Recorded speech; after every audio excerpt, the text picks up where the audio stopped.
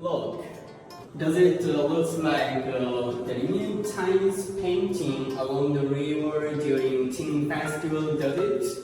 It's captured here.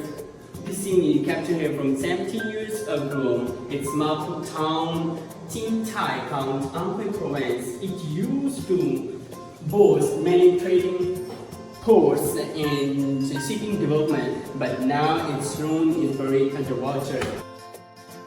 Wow, see the scenery, how beautiful it is. And now we are standing the spot in the picture. Mapu Town, it just means under the water about 30 meters deep. And we are very glad to have Mr. Chen, Deputy Secretary of CPC Committee, who's familiar to this piece of history.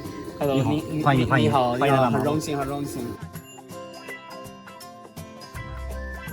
Well, according to Mr. Chen, the piece of history dates back to around 1956. At that time, to control the flood, 100,000 people relocated from their hometown to be reservoirs. However, no one complained about this because they understand it's for well-being of future generation, but their contribution have been remembered by CPC committee.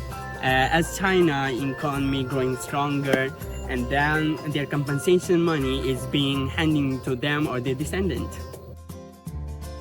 This is the relocation settlement of residents from Huihua village, Mapu Town. At first, a lot of people were reluctant to move because of nostalgia and lack of money. And then with the help of beneficial policies, towns, village, official effort, and then all of the people move here.